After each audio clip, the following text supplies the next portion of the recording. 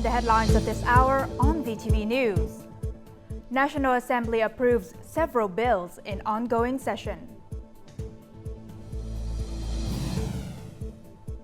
And State President continues official visit to Japan.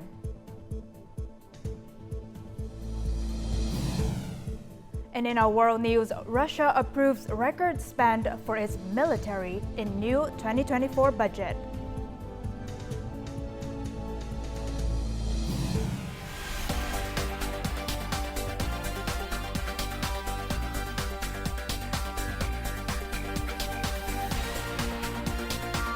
Broadcasting from Hanoi, the capital of Vietnam.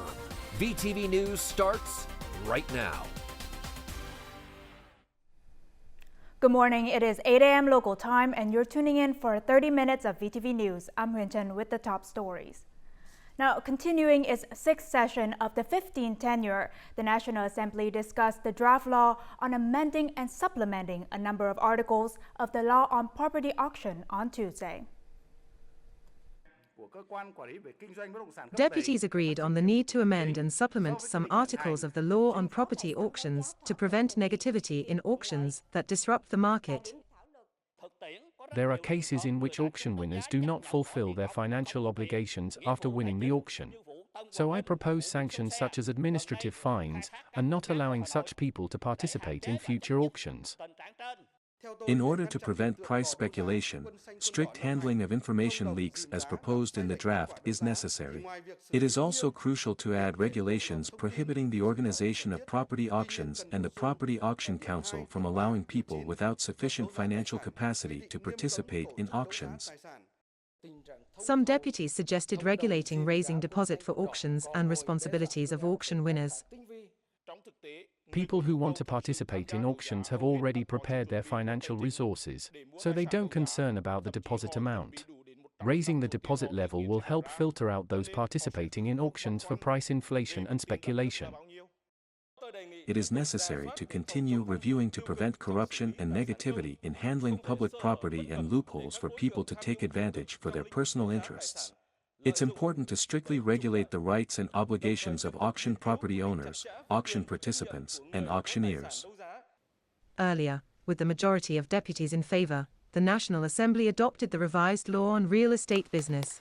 A new point in the law is that a real estate investor can only collect deposits of no more than 5% of the total value for the sale or lease of properties that meet business conditions. The law also allows Vietnamese people abroad that hold Vietnamese nationality to do real estate business similarly to domestic citizens.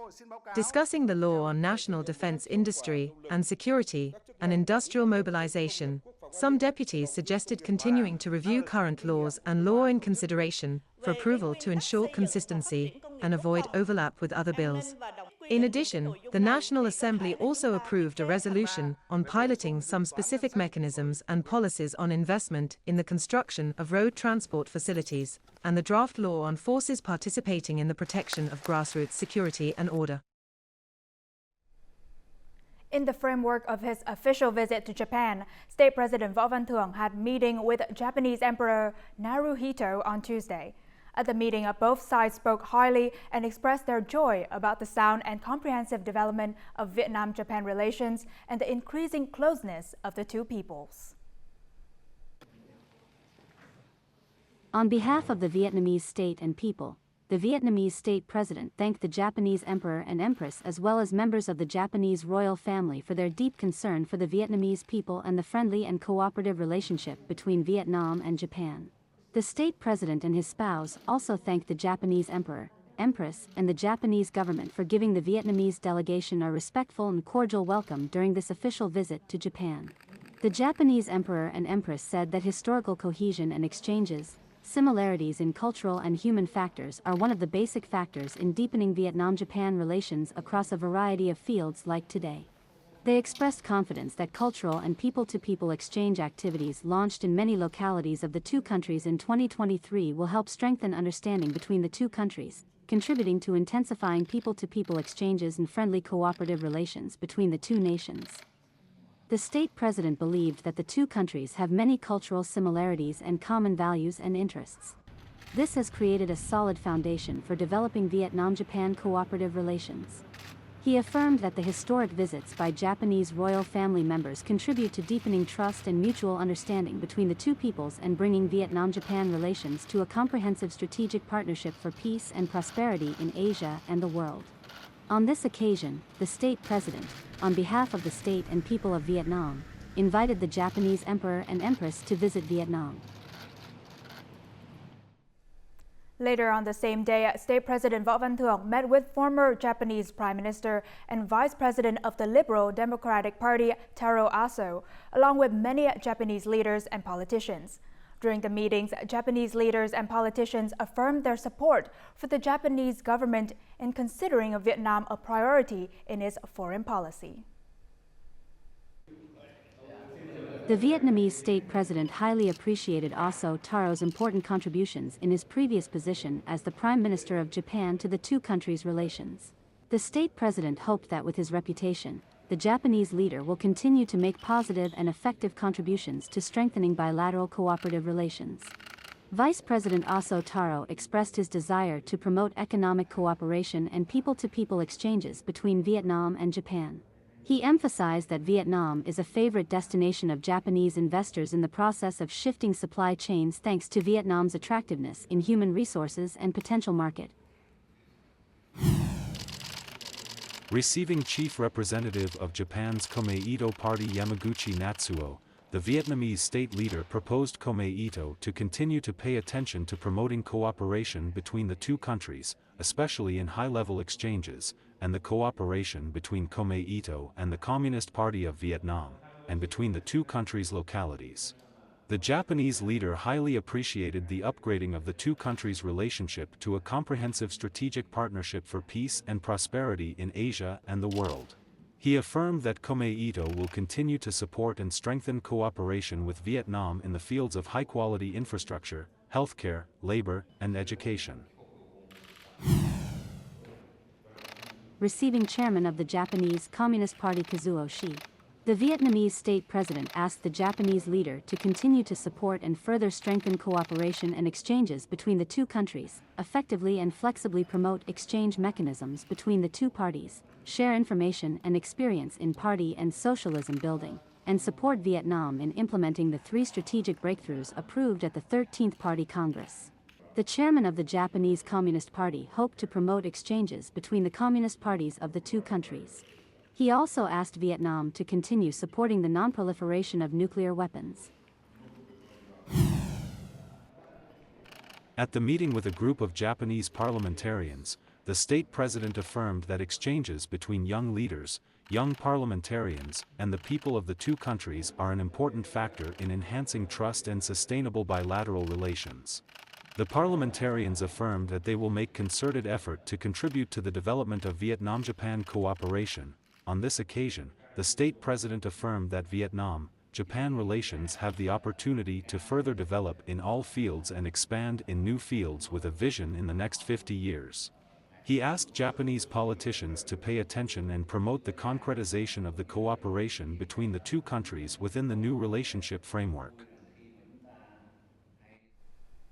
A ceremony to celebrate the 50th anniversary of Vietnam-Japan diplomatic relations was held on Tuesday in Japan, with the participation of State President Võ Văn Thưởng and his spouse, Japanese Crown Prince Akishino and Princess, Speaker of the House of Representatives of Japan Nukaga Fukushiro, and many leaders of the two countries. Vietnam and Japan established diplomatic relations in 1973.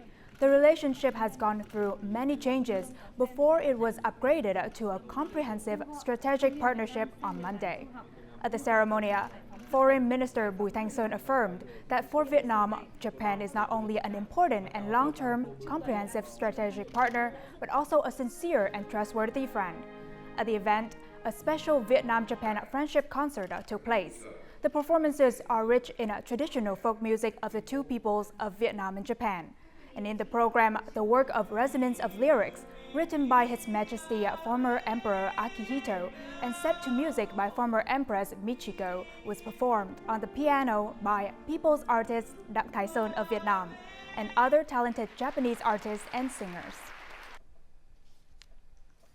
Earlier on Tuesday, State President Võ Văn Thưởng and his spouse joined Tokyo Governor Koike Yuriko in visiting Bánh Mì Xin Chào, a Vietnamese sandwich restaurant opened by two former students from Vietnam.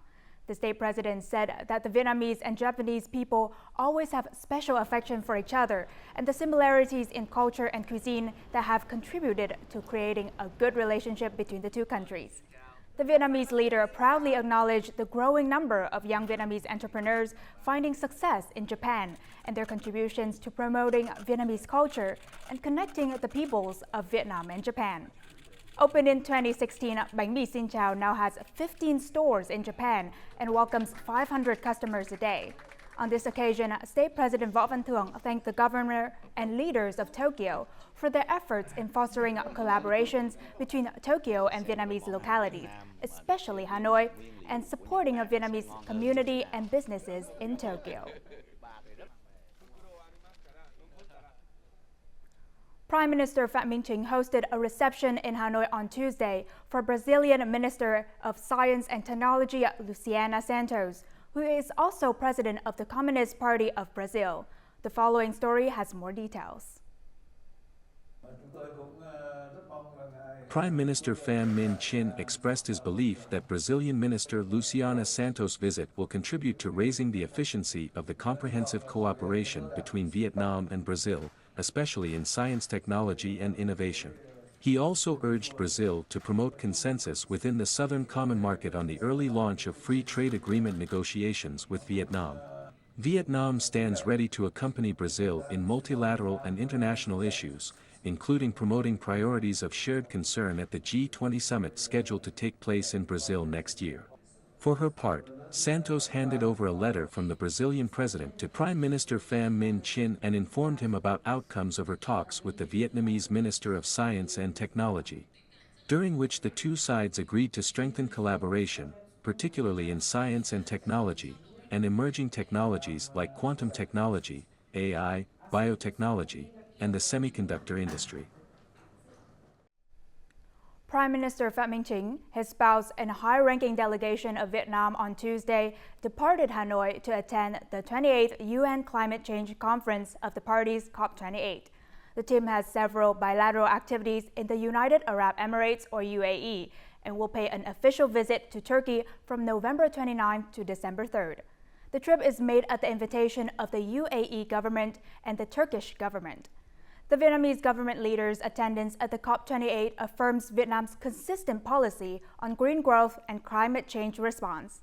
Along with that, this business trip contributes to strengthening political trust and improving the effectiveness of cooperation between Vietnam and the UAE and Turkey, while extending a message of Vietnam's strong commitment and responsible contribution toward a peaceful and stable regional and international environment with other countries.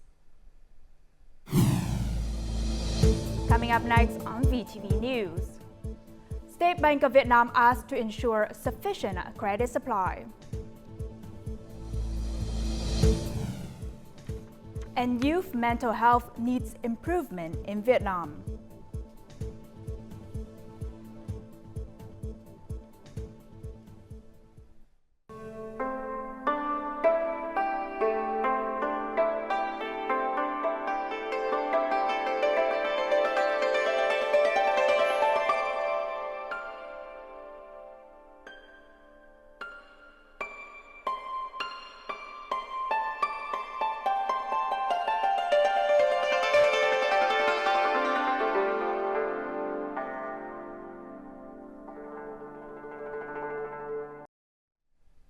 Welcome back to VTV News. Now, according to the Ministry of Planning and Investment, foreign direct investment or FDI attraction in the first 11 months of this year reached nearly $29 billion, showing an increase of nearly 15% compared to the same period last year.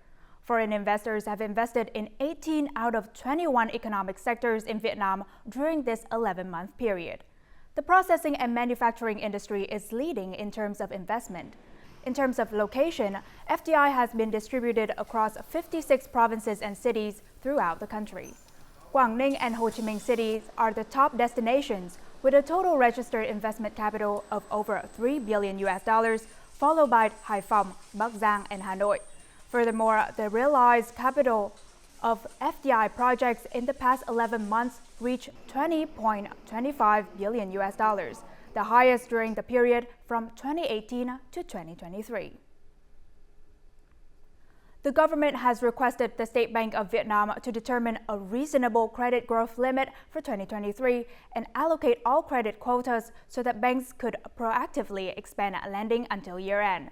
There is approximately $29 billion in the banking system, which is qualified for loans, and demand in the economy is high. More in the following story. 8.09% is the average credit growth rate within the banking sector, but 7 banks in the sector were at just 2% to 5%. On the contrary, there are many banks with credit growth rates of over 20%.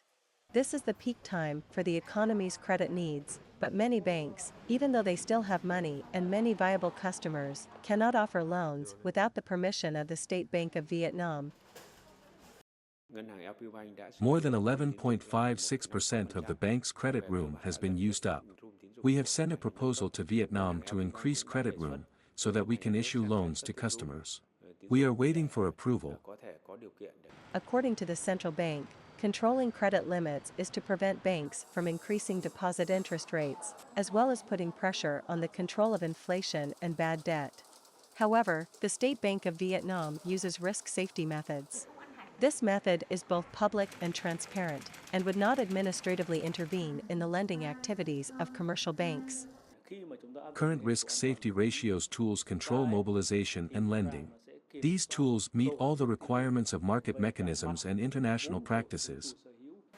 If banks intentionally mobilize capital against or lend subprime regulations, the State Bank of Vietnam also has tools for inspection and supervision. Commercial banks are required to report on their activities to the State Bank of Vietnam. If there are any frauds detected, the central bank can wield their tools of inspection to intervene.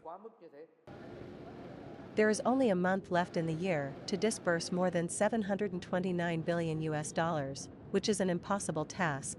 Banks have excess capital, many businesses and people are needed for capital. According to experts, removing bottlenecks or even removing credit limit tools is expected to contribute to opening up capital flows into the economy during this year-end period.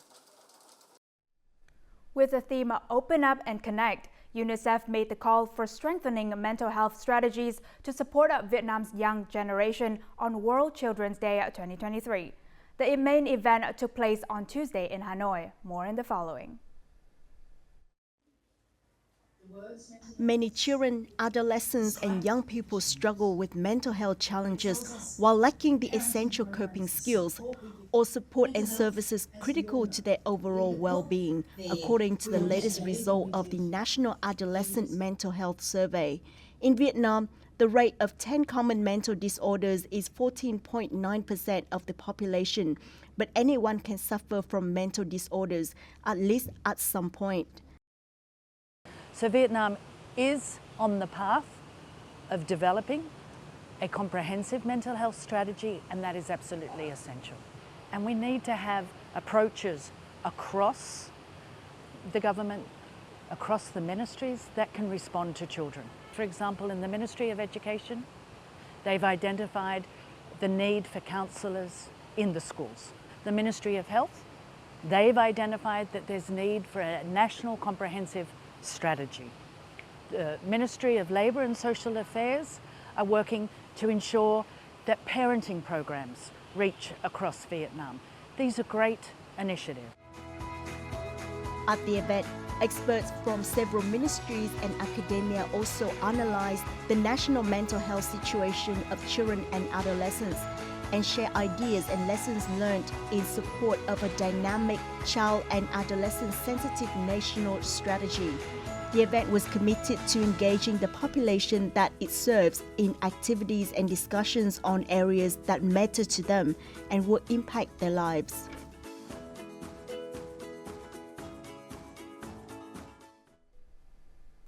The National Museum of History, in collaboration with the Department of Cultural Heritage under the Ministry of Culture, Sports and Tourism, organized a scientific discussion on enhancing the effectiveness of traditional education through cultural heritage in museum and relic sites.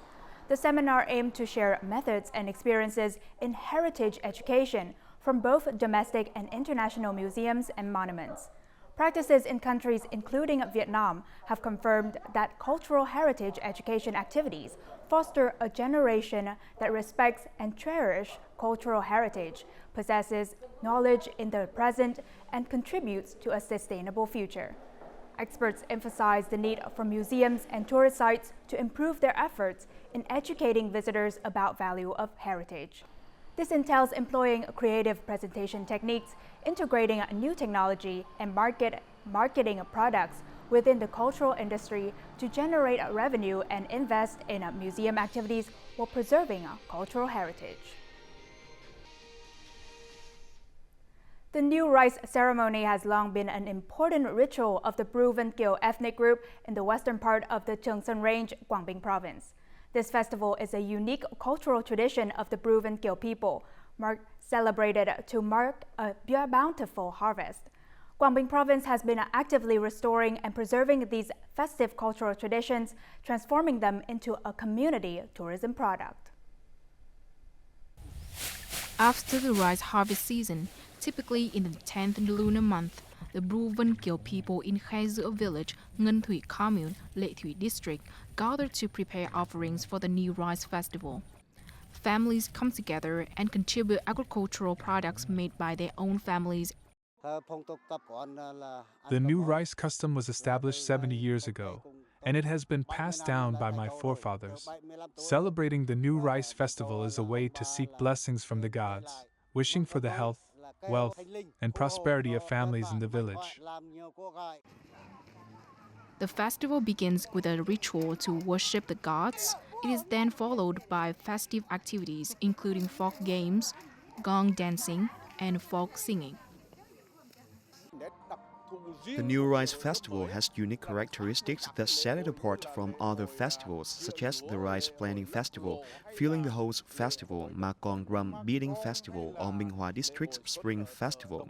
It is a celebration where people rejoice in the fruits of their labor and express gratitude to the divine beings who have blessed them with a plentiful harvest.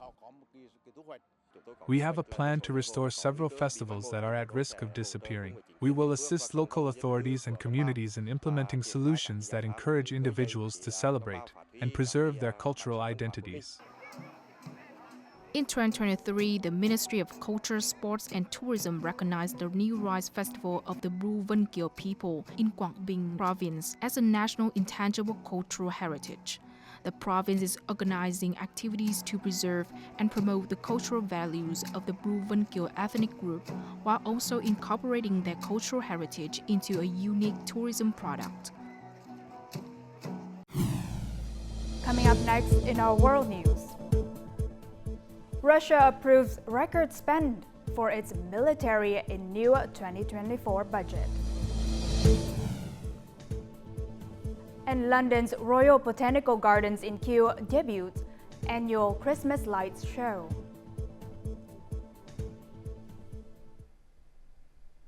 Moving on to other news, Russian President Vladimir Putin has approved a record budget increase of around 30% for military spending in 2024, reaching 36.6 trillion rubles, equivalent to $118 billion.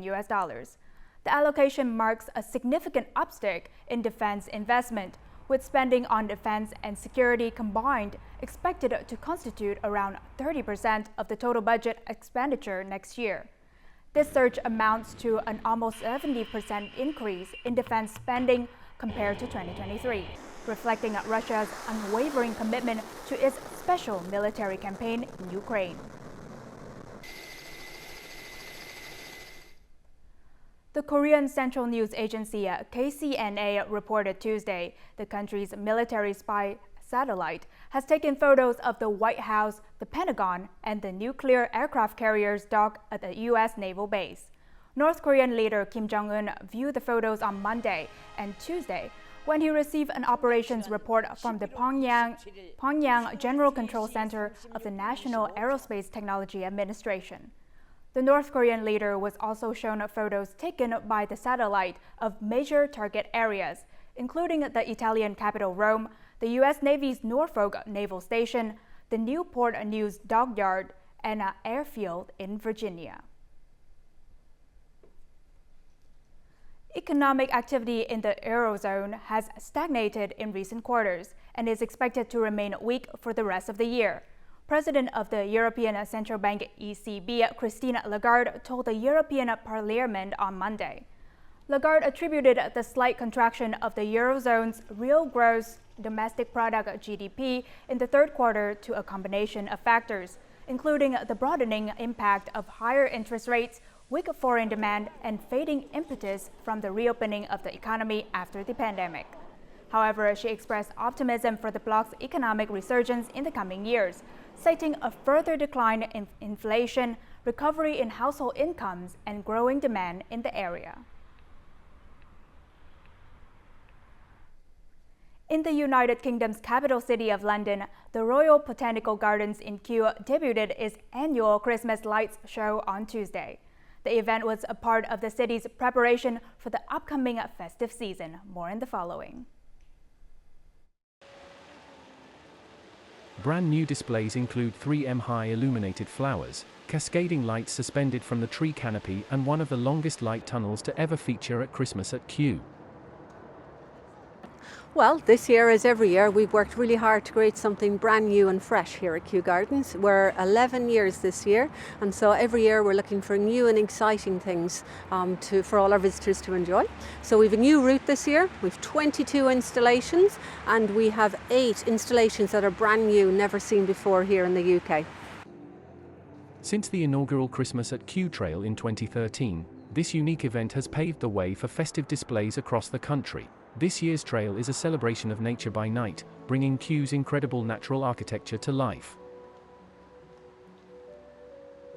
Very creative, as you can well imagine. The light show is designed, and then we take each individual installation and work really carefully. Some of them kind of write themselves. You'll see the difference between something spectacular like the Palm House finale. It deserves big and vibrant music. Whereas if you go down further on the trail and you go into the fire garden, for example, in front of the Temper House, it's much more serene, quieter, more ecclesiastical type music. So yeah, the installations themselves nearly help us assist in choosing what music goes where. The event features 8 new installations, including nearly 10 feet tall, illuminated flowers, cascading lights on trees, and one of the longest light tunnels ever featured in Kew Gardens. The exhibition will run through January 7th, 2024. Now, before we say goodbye, let's take a look at the weather forecast.